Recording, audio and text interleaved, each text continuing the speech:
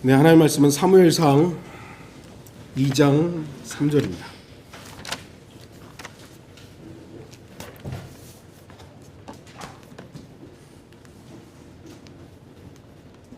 사무엘상 2장 3절 말씀입니다. 오늘은 전체적인 내용이 아니라 주제를 가지고 설교하는 주제 설교니까요. 2장 3절 제가 읽겠습니다. 다시는 그처럼 심히 교만하게 말하지 말고 너희 입에서 오만이 나오지 못하게 할지니 이는 주께서는 지식의 하나님이시며 행동들이 그분에 의하여 저울질 되기 때문이라. 저울질 된다는 이 부분을 가지고 오늘 말씀을 선포할 것입니다. 말씀의 제목은 하나님의 저울질입니다. 저울이란 일반적으로 무게를 측정하는 도구이죠. 물론 요즘은 전자저울이 있기 때문에 간편하게 무게를 측정하지만 예전에는 천칭이라는 저울이 사용되기도 했죠. 여러분들 천칭을 아시잖아요. 중간에 있고 이렇게 양쪽으로 무게 저울 추를 이제 가지고 하는 것이죠. 양쪽에 무게추를 달아서 무게의 비중을 맞추는 것입니다. 그 단위로는 어떤 경우에는 금을 사용하기도 했고 은을 사용하기도 했고 이제 한쪽 부분에서는 일정한 정해져 있는 어떤 규격을 사용했고 한쪽에 이제 다른 것을 올려놓고 이 비중을 이루어 갔던 것입니다. 본문을 보면 하나님께서는 자신의 저울로 사람들을 측정할 수 있음을 말씀합니다. 하나님께서는 성경에 특히 올바른 저울에 대해서 사용할 것, 올바른 저울을 사용하고 잘못된 저울을 사용하는 것에 대해서 경고하셨습니다. 왜냐하면 그만큼 하나님께서는 모든 일들을 철저하게 정확하게 측량하시기 때문입니다. 레위기 19장 35절 36절 너희는 재판에 있어서나 자로 재는 일에나 저울로 다는 일에나 측정하는 일에 어떤 불의도 행하지 말라. 너희는 공정한 저울과 공정한 추와 공정한 에바와 공정한 흰을 사용할지니라. 나는 너희를 인도하여 이집트 땅에서 나오게 한 주 너희 하나님이라. 공정하게 하라 이것이죠. 오늘날 우리나라 법원들을 사람들이 신뢰하지 못하는 게 뭐예요? 가진 사람들은 똑같은 범죄라도 약하게 처벌받는 것 같고 없는 사람들은 몇천 원, 몇만 원 훔쳤다고 그냥 형량이 더 무겁고 이런 것들을 한두 번도 아니고 너무 자주 보다 보니까 이게 공정하지 못하다, 신뢰를 못하는 것이죠. 그러나 하나님은 그렇지 않다라는 것입니다. 잠언 11장 1절 속이는 저울은 주께 가증한 것이나 공정한 추는 그의 기쁨이니라. 하나님의 저울의 기준에 합당하게 무게를 다할 수 있는 사람은 과연 몇 명이나 되겠습니까?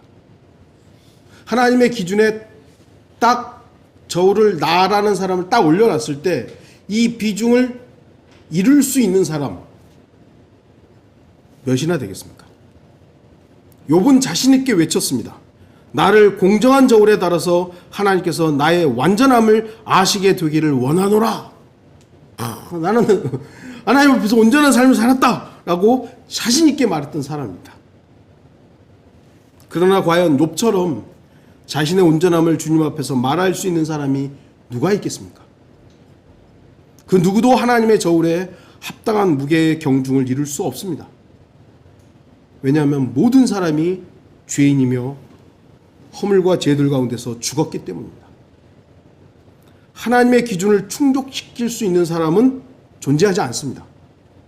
욥은 자신 있게 나는 온전한데 하나님의 공정한 저울에 한번 달아보십시오 라고 했을 때 하나님께서는 그를 책망하십니다. 욥기 38장 1절에 3절 그때 주께서 회오리 바람 속에서 욥에게 대답하여 말씀하시기를 지식이 없는 말로 이치를 어둡게 하는 이가 누구냐? 너는 이제 남자답게 내 허리를 동이라. 내가 너에게 요구할 것이니 너는 내게 대답하라.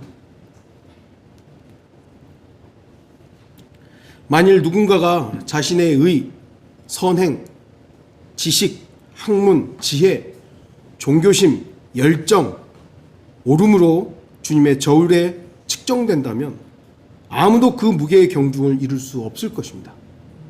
인류 역사상 가장 뭐랄까요? 선하고 의인이고 경건하게 살았다고 할 수 있는 사람 누가 있을까요? 예수님 제외하고 누가 있을까요? 아마 주장하는 사람마다 다를 거예요. 어떤 사람은 이래서 하는데 하나님의 기준에 부합할 수 있는 사람이 과연 누가 있을 것인가 하는 것이죠. 노아, 모세, 아브라함, 다윗, 우리가 보는 정말 믿음의 선진들, 하나님께서 온전하다고 말했던 사람들조차도 하나님의 절대 기준에는 이루지 못하는 겁니다. 왜 그렇습니까? 하나님의 기준은요, 절대적이지 상대적이지 않아요. 인간들의 기준은 상대적이에요. 상대적이에요. 인간들의 상대적인 기준으로는 하나님의 의를 이루지 못합니다. 그래서 하나님의 아들, 독생자 예수 그리스도께서 이 땅에 오셔서 죽어야만 했던 것입니다. 하나님의 기준에 이를 수 있는 유일한 분, 그분은 하나님이셔야 되는 거죠. 하나님의 기준은 하나님밖에 충족을 못 시켜요. 그러니까 하나님이신 그분이 이 땅에 오셔서 하나님의 의를 충족시킨 것이죠. 예수 그리스도 말고는, 인간으로 오신 예수 그리스도 말고는 그 어떤 존재도 하나님의 기준을 충족시킬 수 없습니다. 어떤 사람들은 말합니다. 어떻게 예수 그 한 사람으로 인류 모든 사람의 죄가 용서될 수 있느냐고. 근데 성경은 해답을 내어놓았죠. 로마서 5장 18절, 그러므로 한 사람의 범죄로 말미암아 심판이 모든 사람에게 임하여 정죄에 이른 것 같이 한 사람의 의로 말미암아 값없는 선물이 모든 사람에게 임하여 생명의 의롭다 하심에 이르렀느니라. 한 사람 아담 때문에 모든 사람이 죄인이 된 거 아닙니까? 사람들은 어떻게 한 사람 때문에 모든 사람이 죄인이 됩니까? 근데 성경은 그렇다고 말씀하시고요.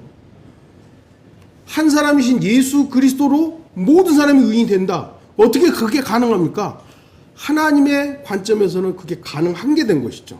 아담과 예수 그리스도, 모든 인류와 모든 인류. 어떻게 보면 정확하게 딱 맞아 떨어지는 거예요.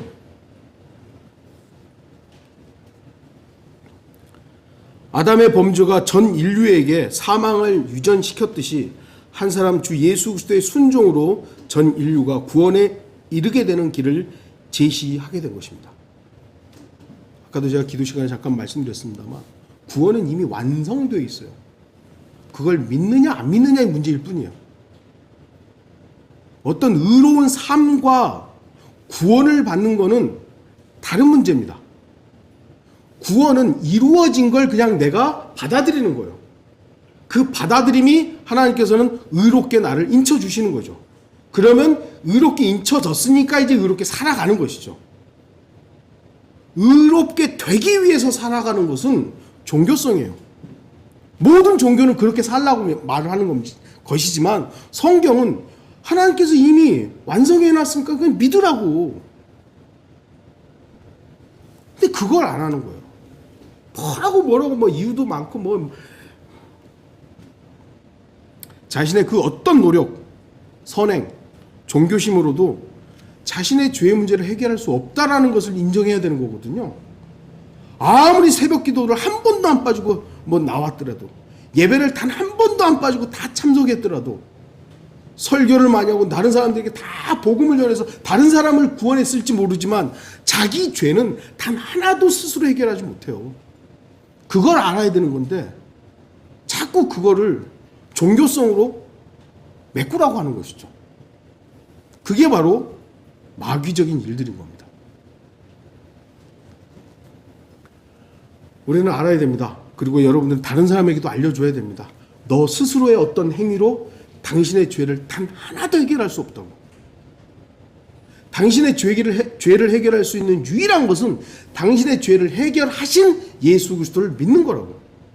그것이 바로 어떤 의미에서는 회개이기도 하고, 그것이 어떻게 보면은 죄의 해방이기도 한 거예요.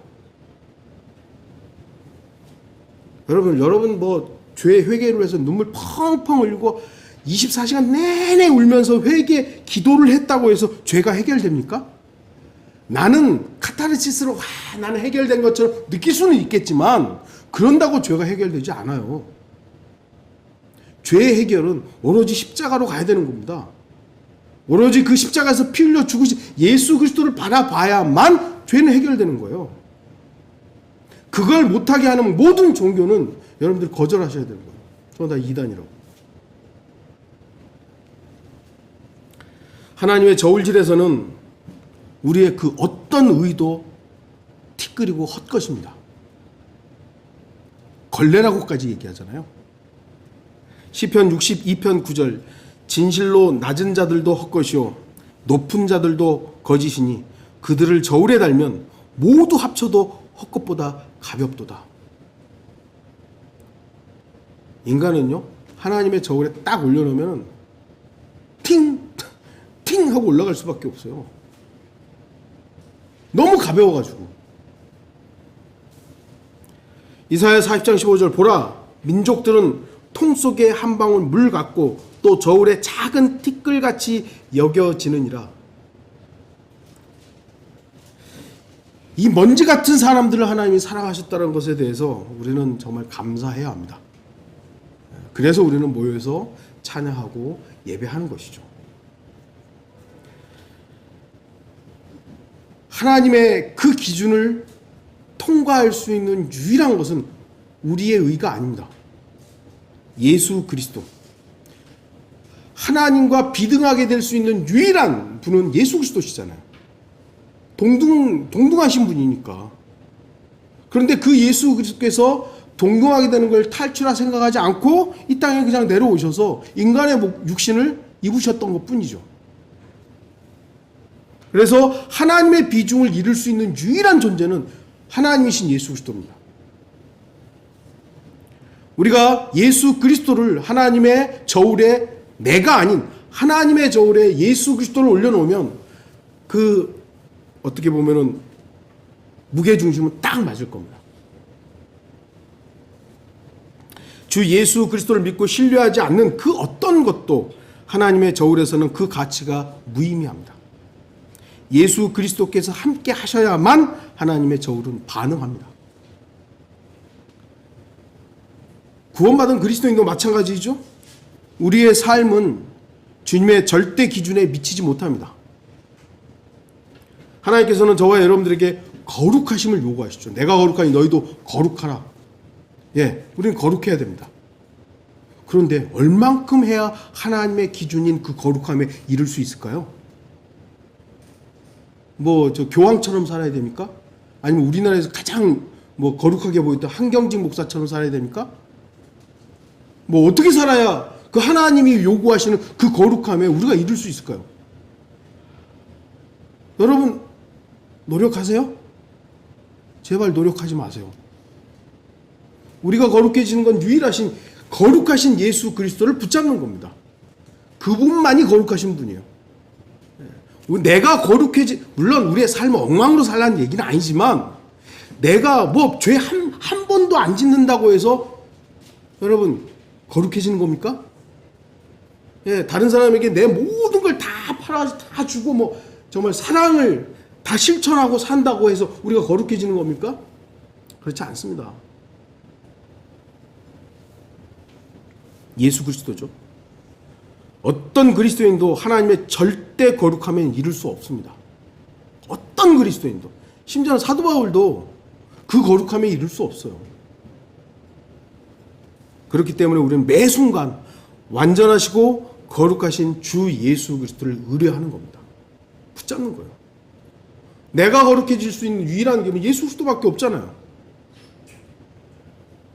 나의 거룩함으로 주님께 다가서는 것이 아니라 주 예수 그리스도의 거룩함으로 주님께 나아가면 주님의 저울은 정확하게 반응하는 겁니다.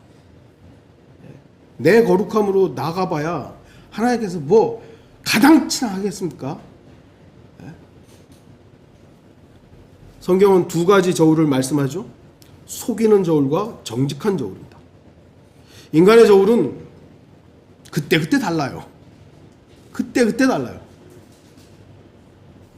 아모스 8장 5절 6절 너희는 말하기를 언제 세 달이 지나서 우리가 곡식을 팔 수 있을까? 언제 안식일이 지나서 우리가 밀을 내놓되 에바를 작게 하고 세케를 크게 하여 저울을 거짓으로 속일 수 있을까? 그리하여 우리가 은으로 가난한 자를 사며 신 한 켤레로 궁핍한 자를 사고 참으로 밀 찌꺼기를 팔 수 있을까 하는도다. 자기 욕심대로 저울을 막 틀게 하는 거예요. 잘못되게 하는 겁니다. 미카서 6장 11절 내가 악한 저울들과 속이는 저울추들의 자루를 보고도 그들을 순수하다고 여기겠느냐. 인간의 기준은 그때 다릅니다. 내 이익과 연관해서도 다르고요, 나하고 좀 친하냐고 해서 다르고요, 다 달라요. 우리가 아마도 장사꾼들의 그 속마음을 안다면 믿고 살 수가 없을 겁니다. 제가 말씀드렸지만 장사하는 사람도 이익을 남겨야 되기 때문에 그만큼 합당한 가격을 제시하는 건 정당한 겁니다. 그러나 너무나 많은 속임수와 가짜들이 판치고 있으니 그리스도인들이 이 세상을 정직하게 살아가는 것은 더욱더 힘들어지고 있습니다. 그럼에도 그리스도인들이 세상 사람들의 방법과 동일하게 반응을 하고 부정직을 세상 살아가는 방법으로 포장해서는 안 됩니다. 세상 사람들 다 그렇게 하는데요, 뭐. 그게 아니라 그리스도인은 정당하게 해야 되는 거예요. 내가 받을 수 있는 금액, 내가 땀을 흘린 만큼의 정당한 가격, 이거를 하는 것이지, 세상 사람들 다 이렇게 받는데요. 그게 아니라는 거예요.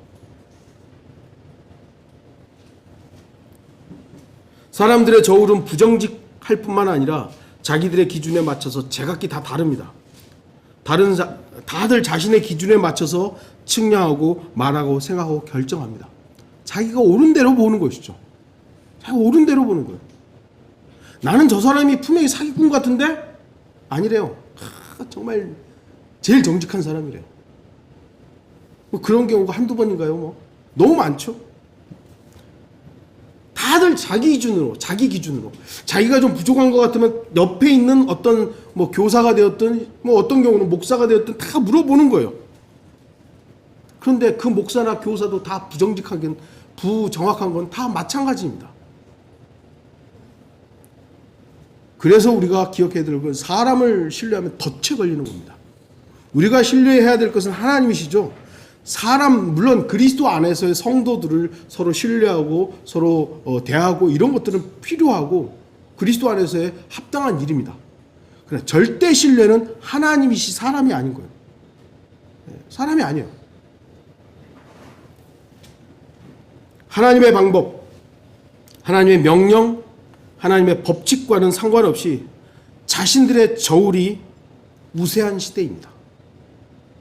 우리 교제하면서 나누는 여러 가지 이야기들 이렇게 나눠보면 세상은 어떻습니까? 자기 기준이에요. 자기가 옳다고 생각하는 거, 그걸로 그냥 다 하지만 우리 그리스도인들은 하나님의 말씀에 자꾸 비춰보는 것이죠. 세상의 흐름이 어떻고 지금 세상이 어떤 방향으로 가고 있고 보는 것이죠. 이 마지막 배교 시대에 하나님의 바른 말씀을 제시해도 자기 기준과 자신의 저울로 재보고 자신의 이익과 연관이 있느냐 없느냐 이런 걸로 다 보는 거예요. 이게 나한테 좀 이익이 될 것 같으면 받아들이고 아니면 내팽개쳐버리고.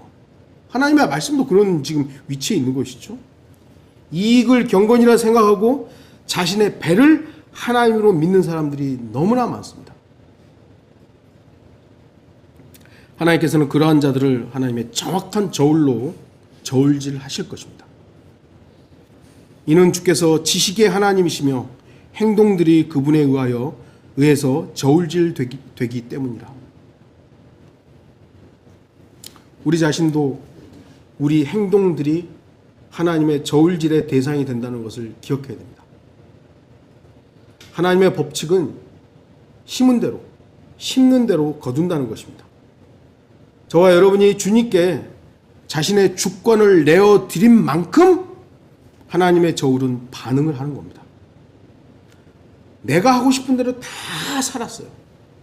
그래놓고 하나님의 저울질을 딱 한다면 남는 게 뭐가 있을까요? 나밖에 없죠. 나.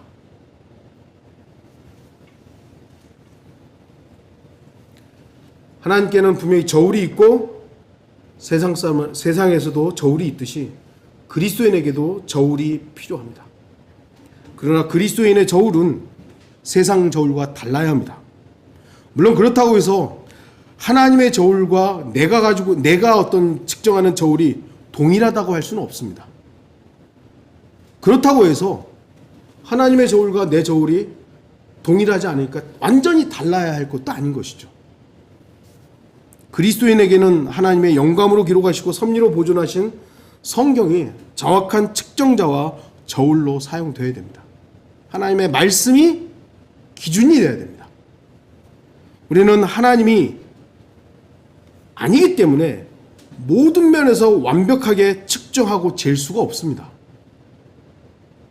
예전에는 저도 그렇게 생각했어요. 나는 바른 말씀을 가지고 킹제임스 성경 가지고 있으니까 내가 판단하는 것은 다 맞아. 참 어리석었죠. 성경은 온전하지만 나는 온전하지 않거든요. 그런데 어리석게도 내가 바른 성경을 가지고 있으니까 내가 바르게 된 것처럼 착각한 거예요. 그 자세부터 빨리 내려놔야 되죠. 하나님의 말씀은 정확하지만 나는 어리석다. 실수하고 오류를 범할 수 있다. 이게 인정이 안 되니까 교회에서 목사가 절대 권력을 갖게 된 거예요. 그리고 목사하고 조금 사이가 안 좋아지면 내쫓아버리고, 목사한테 조금만 뭐 대들고 그러면 마귀 들렸다 그러고.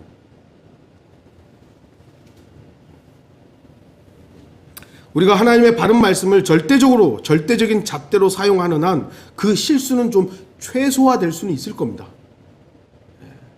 우리는 그 최소화될 수 있는 부분에 있어 서로 신뢰하고 서로를 격려해야 되는 것이죠. 우리는 하나님의 말씀으로 판단한다라는 것, 하나님의 말씀으로 판단한다, 이건 좋은 얘기고 정말 그렇게 해야 되지만, 이것이 또 하나의 뭐라 그럴까요? 절대 권력처럼 사용됐던 적이 있기 때문에 주의해야 될 말이기도 합니다. 우리는 바른 말씀의 필요성을 알죠. 정확한 성경의 필요성을 우리는 알고 있고, 왜냐하면 성경이 정확하지 않으면 잘못된 실행이 나올 수밖에 없는 거예요. 잘못된 교리가 나오고 잘못된 실행이 나올 수밖에 없기 때문에 정확한 성경, 바른 성경의 필요성을 우리는 얘기하는 겁니다. 레리 버튼이란 분이 쓴 증거의 무게를 달아보자 라는 책이 있죠. 그 책은 이제 절판이 돼가지고 안 나오더라고요. 제가 이 책을 가지고 있나 봤더니 없더라고요. 찾으려고 그랬더니 이제 저기 중고서점에도 안 팔아요. 이게 근데 성경의 구절들을 다 비교해서 어느 성경이 더 정확한가, 그걸 다 제시해 놓은 책이죠. 킹제임스 성경과 여러 가지 영어 킹제임스 성경과 다른 여러 가지 영어 성경들을 비교해 놓은 책입니다. 비교해 보면 알아요. 어떤 성경이 정확한 성경인지. 제가 그 책을 읽고 또한 여러 가지 킹제임스 성경과 연관해서 공부를 했을 때 지금까지 킹제임스 성경을 능가하는 성경은 없었습니다. 마찬가지로 이 땅의 수많은 성서들과 한글 킹제임스 성경의 무게를 달아보십시오. 어떤 사람들은 한글 킹제임스 성경의 번역이 잘못됐다고 해서 지적하지만, 저는 한글 킹제임스 성경이 한국어를 모국어로 사용하는 모든 사람들이 하나님의 말씀으로서 믿고 존중하고 최종 권위로 믿을 수 있는 가장 올바르고 권위 있는 말씀이라고 자신 있게 말할 수 있어요. 물론 지적하고 비판하는 그런 자유는 있습니다. 예전에는 말씀을 이렇게 조금만 번역에 대해서 이렇게 하면 아주 그냥 마귀 들렸다고 다 쫓아버렸잖아요. 그러나 이렇게 뭐랄까 선한 어떤 뭐랄까 제시하고, 이런 부분들 이렇게 좀 교회를 됐으면 좋겠습니다라고 제시하는 것마저도 말씀을 이렇게 해서 많이 부정했습니다만, 지금은 모르겠어요, 어떻게 하는지는.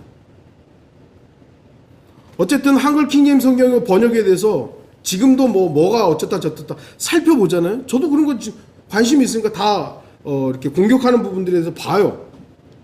과연 교리적으로 잘못된 부분이 있을까?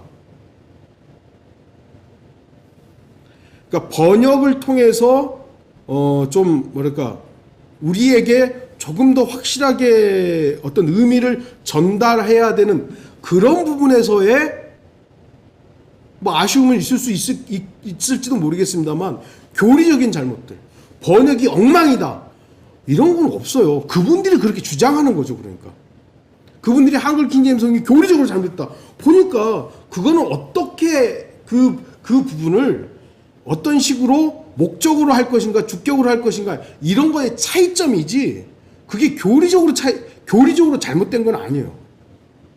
또 마찬가지로 번역을 이런 단어로 해야 된다. 그거는 선택의 차이점이에요. 선택의 차이점이지 한글 킹제임스 성경이 오류가 있고 잘못됐다 해서 버려야 된다.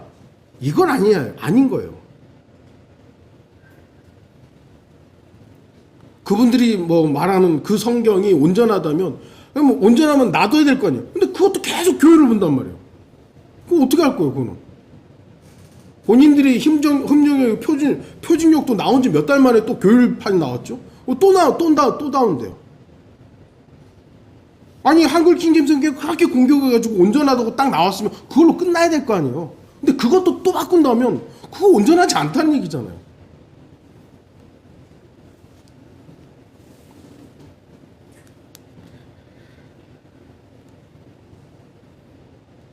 몇 가지 문제를 지적하는 것, 뭐 지적할 수 있습니다. 그러나 전체적인 번역의 역사와 그리고 그에 따른 열매로 판단해야 합니다. 저는 아직까지 한글 킹제임스 성경이 교리적으로 오류가 있거나 번역상 현저한 잘못되었다는 것을 발견하지 못했습니다. 물론 제가 뭐 바른 말씀을 결정할 수 있는 권위를 가진 것은 아닙니다. 제가 맞다고 하면 맞고 제가 틀렸다고 하면 틀린 거 그건 아닙니다.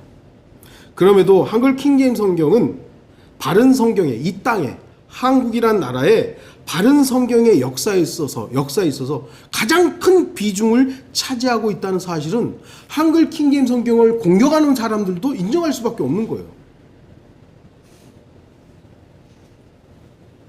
증거의 무게를 달아보면 압니다. 한글 킹제임스 성경이 이 민족에게 절대적인 권위의 성경으로서 받아들여질 것인지 아닌지 이거는 시간이 결정하지는 않을 겁니다. 그러나 지금까지 나온 여러 가지 증거들로 보면 되는 겁니다. 이것은 말씀 보존학회와 성경 침례교의 결실이 아닙니다. 하나님의 말씀의 결실인 거예요. 한글 킹제임스 성경을 물론 말씀 보존학회에서 번역을 했지만 하나님께서 그들을 사용해서 이 바른 말씀을 우리에게 주신 거지. 저는 지금 다른 소식을 들은 것이 뭐냐면 이제 하나님께서 지금 한글 킹제임스 성경을 다른 방법으로 쓰실 수 있는 가능성이 있다라는 것을 제가 들어서 알고 있어요. 그러니까 말씀 보존학회가 아닌 다른 식으로 한글 킹제임스 성경이 나올 수도 있는 가능성이 있는 거예요. 그럼 저는 그 부분을 되게 기대해요.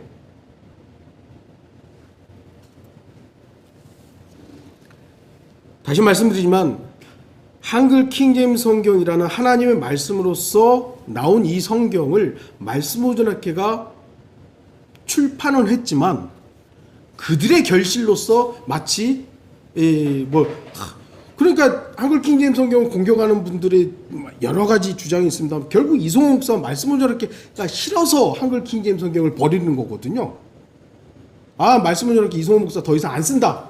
그러니까 다른 성경 이런 것인데 도구일 뿐이에요. 도구일 뿐. 하나님의 바른 말씀이 우리에게 제시될 수 있는 도구일 뿐이에요. 도구 잘못됐으면 바꾸면 되는 거예요. 하나님 바꾸면 되는 거예요. 저는 이제 앞으로 하나님께서 바른 말씀이 이 땅에 조금 더 확산이 되고 더 많은 사람들이 한글 킹제임스 성경을 한국어를 모국어로 사용하는 사람들에게 권위로서 받아들여지기를 소망하고 기도합니다. 하나님의 말씀으로서의 한글 킹제임스 성경의 열매를 보십시오. 왜냐하면 저와 여러분 그리고 이 교회가 바로 그 증거들 중에 하나이기 때문입니다. 물론 흠정력을 쓰는 교회들 가운데도 건강한 교회 있습니다. 한글 킹제임스 성경을 사용한다고 하는 성경 침례교회가 과연 건강한 교회인가 했을 때 저는 자신 있게 말하기가 좀 어려워요. 네. 바른 성경을 쓴다고 해서 꼭 그 교회가 건강한 교회인가 라는 것은 자신 있게 말할 수는 없습니다만, 그러나 하나님께서 지금 성경 침례교회 말고도 한글 킹제임스 성경을 사용하는 제가 아는 자유침례교회라든지 바른침례교회라든지 강릉의 교회, 그다음에 대구 이런 교회들 건강한 교회들이거든요. 또 비록 흠정력을 사용하지만 포천 침례교회 홍성일 목사님 그 교회 제가 몇 번 교제를 못했습니다만 교회에 들어가서 설교도 몇 개 들어보고 그 교회의 어떤 내용들을 봤을 때 오히려 제가 본받고 싶은 그런 건강한 교회예요.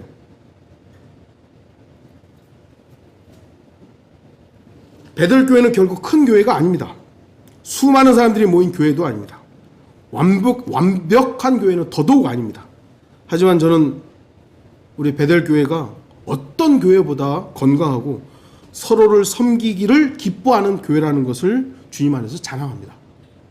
이것이 어떤 의미에서는 한글 킹제임스 성경의 열매이기도 한 거예요. 여러분 이 부분을 여러분들 자랑하셔야 돼요. 주님 안에서. 우리 교회가 완벽하고 우리 교회만 성경대로 그런 거 아닙니다. 그런 거 아니에요. 하나님의 바른 말씀을 그러니까 한글 킹제임스 성경이 하나님의 절대적인 권위라는 걸 믿고 있는 그 건강한 교회로서 우리가 서로를 우리 성도들을 섬기고 있는 교회로서의 결실을 여러분들 충고를 달아보면 되죠. 여러분은 하나님의 바른 말씀을 저울로 들고 있어야 합니다. 하나님께서도 하나님의 말씀의 저울로 우리를 판단하고 계십니다. 우리의 문제점은 지금은 아니지만 예전의 문제점은 이 저울의 대상을 나를 먼저 거기다 올려놔야 되는데 나는 쏙 빠지고 남들을 자꾸 거기다 올려놓은 거예요. 너 이렇게 왜 안 해? 이렇게 왜 안 해? 너 왜 이렇게 안 해? 이 교회는 이래 저래. 그게 먼저가 아니에요. 그건 하나님이 하시는 일이에요. 우리는 나를 거기다 올려놔야 되는 거예요. 내가 먼저 하나님의 저울추에 합당한가? 그리고 합당하다라는 건 주님으로 인해서 증명되면 그 다음 뭐 하는 거예요? 남들 거기다 또 올립니까? 아니에요. 감사하는 겁니다. 영광 돌리는 거예요. 하나님께서는 자신을 측정할 필요도 없고 비교해야 될 대상도 없기 때문에 다른 존재를 저울질하는 거예요. 그러나 우리는 측정의 대상이지 측정자가 아닙니다. 그걸 잊으면 안 되는 것입니다. 영적인 사람은 모든 걸 판단한다고요? 그게 과연 자기 자신이 영적인 사람이라는 걸 어떻게 증명합니까? 그래서 우리는 항상 하나님 말씀에서 말씀 앞에 겸손해야 합니다. 저와 여러분들이 쓰는 건 주님이시지 내가 내 자신이 영적이다라고 과연 누가 나는 영적인 사람이다라고 여러분 자신 있게 말할 수 있으세요? 전 도대체 내가 영적인 사람이니까 남을 판단합니다라고 나 뜨거워서 어떻게 그렇게 말합니까? 결론을 맺겠습니다. 주님께서는 창조주이시고 아무도 속일 수 없는 전능하신 하나님이십니다. 누가 하나님을 속일 수 있겠습니까? 지금 이 땅에서야 하나님을 그냥 하나님이 안 보시는 것 같고 하나님이 침묵하고 있는 것 같고 그러니까 지 하고 싶은 대로 다 하죠. 그러나 아무도 속일 수 없는 주님 앞에서 저울질 당할 때가 있습니다. 그것이 그리스도인들에게는 그리스도의 심판석이고 구원받지 못한 사람들에게는 큰 백보자 심판석일 겁니다. 물론 하나님의 저울도 그리스도인과 구원받지 못한 사람 다르게 측정될 것이고 그 무게를 이루는 저울추도 다를 것입니다. 그러나 하나님께서 저울로 저울한다는 사실 자체는 다르지 않습니다. 저와 여러분 지식의 하나님께서 우리의 행동들을 저울질 하실 때 어떠한 비중을 이룰 것이라고 생각하십니까? 오늘 본문에 지식의 하나님이라고 그랬죠? 이 지식이라는 게 뭐예요? 알고 있다라는 겁니다. 우리에 대해서 알고 있는 분께서 knowledge라는 이 단어가 사용되고 있는데 이 단어는 저와 여러분 하나님을 아신다라는 거예요. 저와 여러분을 알고 계신 분이 저울질하는 겁니다. 어떻게 보면은 이 땅에서는 교묘하게 빠져나갈 수 있을지 모르지만 못 빠져나가요. 여러분이 세상에서 보낸 시간이 더 많다면 반대편에 올라올 상급의 무게는 그것에 맞게 비중을 이룰 것입니다. 세상에서 그리스도를 위해 인내하지 못하고 절제하지 못했다면 그 무게의 비중은 전혀 맞출 만할 것이 없을 것입니다. 여러분이 육신의 욕심을 채우기 위해 살았다면 그에 합당한 것들이 반대편에 올려질 것이 그 합당한 것이 올려질 거 없는 거예요. 반대로 여러분이 하나님의 말씀과 기도에 전념했다면 그에 합당한 보물과 보석들이 올려질 것입니다. 여러분이 하나님의 교회와 하나님의 사역을 위해 물질을 드리고 시간을 드렸다면 그에 합당하게 하나님께서 무게를 이루어 주실 것입니다. 하나님의 저울은 거짓말할 수도 없고 속일 수도 없습니다. 저와 여러분이 주님을 위해 일한 만큼 그 무게의 중심을 잡아야 할 것입니다. 갈라디아서 6장 7절에서 9절을 읽고 마치겠습니다. 속지 말라. 하나님은 우롱당하지 아니하시느니라. 이는 사람이 무엇을 심든지 그대로 거둘 것이기 때문이라. 자신의 육신에 심는 자는 육신으로부터 썩은 것을 거두고 성령에 심는 자는 성령으로부터 영생을 거두리라. 선을 행하다가 낙심하지 말지니 쓰러지지 아니하면 때가 되어 거두리라. 다 같이 기도하시겠습니다.